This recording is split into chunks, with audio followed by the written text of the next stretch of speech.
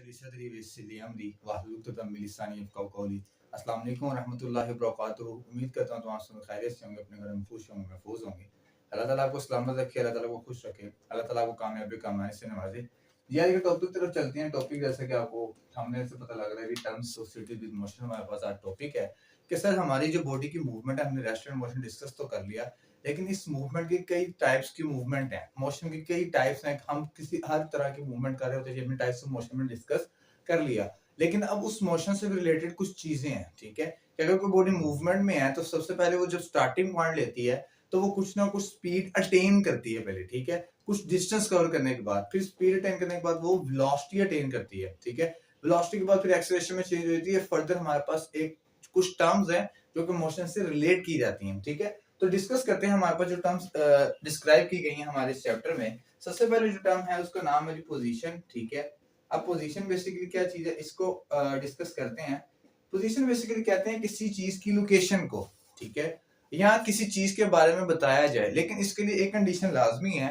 Position को describe करने के लिए आपके पास रेफरेंस पॉइंट होना चाहिए या ओरिजिन होना चाहिए। अगर फर्ज करें मुझसे कोई पूछता है कि सर आप कहाँ रहते हैं या आपको स्कूल कौन सी, यूनिवर्सिटी कौन सी है, तो मैं उसको अपने हाउस से या अपने घर से एक डायरेक्शन बता रहा हूँ, ये मेरा घर या इट्सल्फ मैं एक रेफरेंस पॉइंट, एक क्या हूँ, ओरिजिन हूँ, ठीक है। जैसे आपकी बुक में एग्जांपल है कि हमारे पास एक स्टूडेंट से पूछा जाता है कि बच्चे तेरा घर किधर है, तो वो कहता है कि सर ये घर है, ये स्कूल है, ठीक है।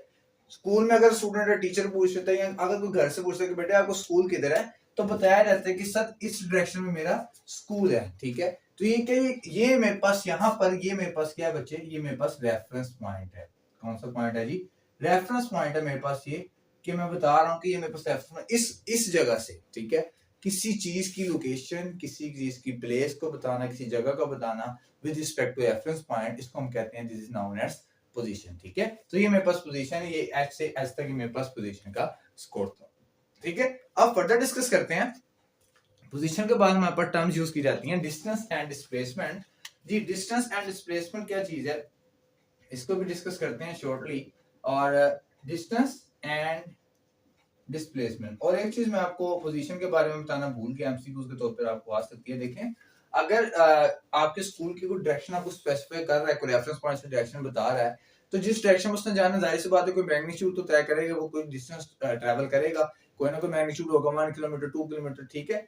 तो मैग्नीट्यूड और देखिए डायरेक्शन स्पेसिफाई कर देगी, तो जब मेरे पास मैग्नीट्यूड और डायरेक्शन आ जाती है तो हम उस क्वांटिटी को कह देते हैं this is also known as vectors quantity, या ये भी मेरे पास वेक्टर के इलाही अमल में आता है, ठीक है। ये बात क्लियर होगी। चलते हैं दोबारा डिस्टेंस डिस्प्लेसमेंट की तरफ। मेरे पास डिस्टेंस क्या चीज है और डिस्प्लेसमेंट क्या चीज है। देखें, डिस्टेंस और डिस्प्लेसमेंट दोनों एक दूसरे के ऑपोजिट हैं।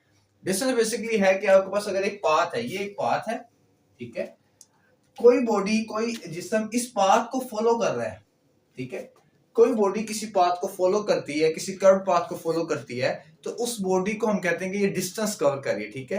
अ path followed by the body is known as its distance, ठीक है। किसी बॉडी का किसी पाथ को फॉलो करना, जैसे स्कूल की मैंने एग्जांपल दी। अब देखें, स्कूल डायरेक्ट तो नहीं जाना हमने, अब मेरे पास कोई एरोप्लेन तो है नहीं कि यहाँ से उड़ूंगा और डायरेक्ट स्कूल पे नहीं।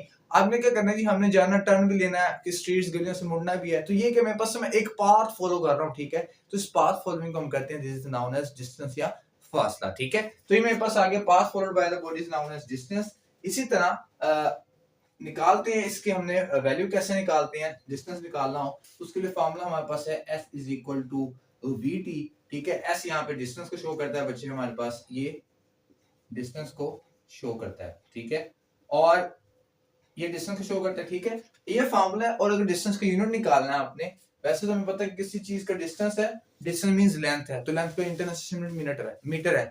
लेकिन अगर यहां से फाइंड आउट करना है तो देखें, ये मेरे पास वेलोसिटी ऑफ द बॉडी है, ये टाइम है। अगर यूनिट में कंपैरिजन करना चाहूं कि सर इसका यूनिट निकाला जाए, तो यूनिट देखें एस एज इट इज, आपने इनकी क्वांटिटीज के यूनिट्स लिखने होते हैं, ठीक है। किसी फॉर्मूले में उसमें जितनी क्वांटिटीज सॉल्व की जा रही हैं, उन क्वांटिटीज के आपने यूनिट्स लिख के उनका यूनिट फाइंड आउट करना होता है। वेलोसिटी का यूनिट है जी मीटर पर सेकंड, इंटरनेशनल यूनिट मीटर पर सेकंड है, और टाइम का भी सेकंड है। बेसिस सेम, पावर जेड, जब पावर जेड होंगी ये s माइनस 1 प्लस 1 आएगी, कैंसिल आउट, तो आपके पास डिस्टेंस आ जाएगा, इंटरनेशनल यूनिट आ जाएगा मीटर, आपके पास डिस्टेंस का इंटरनेशनल यूनिट आ जाएगा, ठीक है।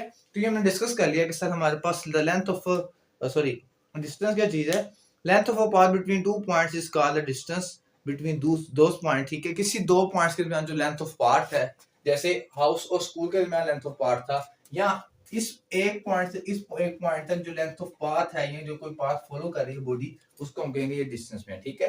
अब देखें हमारे पास एक स्पेसिफिक डायरेक्शन नहीं है, कभी हम इधर जा रहे हैं, कभी इधर, कभी इधर, कभी इधर। मैग्नीट्यूड तो है मेरे पास, के साथ 2 या 3 किलोमीटर के फासले में मेरे घर से है, ये मैग्नीट्यूड मिकदार है, ठीक है। लेकिन हमारे पास एक स्पेसिफिक डायरेक्शन नहीं है। स्पेसिफिक डायरेक्शन ना होने की वजह से डिस्टेंस जो है उस बेचारे को हम कहते हैं this is a scalar quantity, ठीक है। तो हमारे पास स्केलर क्वांटिटी आ जाएगी। ये बात समझ आ गई। चलते हैं डिस्प्लेसमेंट की तरफ, डिस्प्लेसमेंट को डिस्कस करते हैं। बहुत इजी कॉन्सेप्ट है डिस्प्लेसमेंट का भी, इसको डिस्कस करते हैं। देखें डिस्प्लेसमेंट क्या चीज है। डिस्प्लेसमेंट की डेफिनेशन की जाती है the shortest distance between two points is known as displacement, ठीक है। मीन्स टू से दैट कि अगर इस पोजीशन पे मैं खड़ा हूं और इस पोजीशन से सामने पोजीशन में जाता हूं, जंप लगा कर जाता हूं या बिल्कुल शॉर्ट डिस्टेंस ट्रैवल करता हूं, this is known as displacement, ठीक है। डिस्प्लेसमेंट कहते हैं shortest distance between two points. जैसे कि अब एक इंसान जाता है बाय बस, इस पाथ को फॉलो करते हुए बाय बस जाता है लाहौर से कराची, ठीक है। लेकिन अब एक जिसको ज्यादा जल्दी है, ठीक है, वो क्या करता है बाय एरोप्लेन, वो क्या करता है यहाँ लाहौर से एयरपोर्ट से उठता है, लैम्बो एयरपोर्ट से कराची एयरपोर्ट पे जाकर लैंडिंग कर लेता है, ठीक है। तो ये दो पॉइंट्स के दरमियान शॉर्टेस्ट डिस्टेंस मेरे पास है, जिसको हम कहते हैं this is known as displacement, ठीक है। और डिस्प्लेसमेंट हमारे पास कौन सी क्वांटिटी, अब देखें हमारी स्पेसिफिक डायरेक्शन है। डिस्प्लेसमेंट में मेरे पास एक स्पेसिफिक डायरेक्शन है, ये देखें स्ट्रेट डायरेक्शन है, एक डायरेक्शन है मेरे पास और उसका मैग्नीट्यूड भी है, तो हम इसको कहते हैं displacement is known as vector quantity. Clear है ये बात, ठीक है। कोई बात इसमें समझ ना आए तो हमसे पूछ सकते हैं। ये मेरे पास डिस्प्लेसमेंट का कॉन्सेप्ट था बच्चे, और हमने इसको डिस्कस कर लिया, यही चीजें इसमें बताई गई हैं। और डिस्प्लेसमेंट को हम रिप्रेजेंट करते हैं डी से, और इसका फार्मूला सेम फार्मूला डिस्टेंस और डिस्प्लेसमेंट निकालने का, D is equal to VT, ठीक है। और इसका भी यूनिट हमारे पास सेम होगा। क्यों, एक बात हमेशा मेरे लिए याद रखें, जो यूनिट सेम है उन क्वांटिटीज को किसी भी सिंबल के साथ लिख सकते हैं। देखें आपके पास लेंथ है, उसका यूनिट मीटर है, डिस्टेंस है उसका यूनिट मीटर आता है, क्योंकि डिस्टेंस भी मैं ये कर रहा हूँ लेंथ, डिस्प्लेसमेंट है उसका यूनिट भी मीटर, लेंथ डिस्प्लेसमेंट भी एक लेंथ है, उसको भी मीटर में हम फाइंड आउट कर रहे हैं, ठीक है। तो ये बेसिकली मेरे पास ड्राइव क्वांटिटीज उसमें से निकाली है फिजिकल क्वांटिटीज में से, तो सबका यूनिट सेम है, तो हम उनको सेम लिख सकते हैं, इसमें कोई इशू नहीं है। ये हमने डिस्कस कर लिया डिस्प्लेसमेंट और डिस्टेंस को। और अब फर्दर डिस्कस करते हैं हम लोग स्पीड एंड वेलोसिटी को, कि बेसिकली हमारे पास स्पीड और वेलोसिटी क्या चीज है, ठीक है। स्पीड एंड वेलोसिटी, ठीक है। स्पीड क्या चीज है और वेलोसिटी क्या चीज है, इसको डिस्कस करते हैं। बेसिकली हमारे पास टॉपिक नंबर बताना भूल गया, टॉपिक नंबर ये 2.4 है जी। स्पीड है जी, the distance covered by an object in unit time is known as speed. देखें distance covered by an object, relation किस चीज से है, डिस्टेंस का रिलेशन है स्पीड से।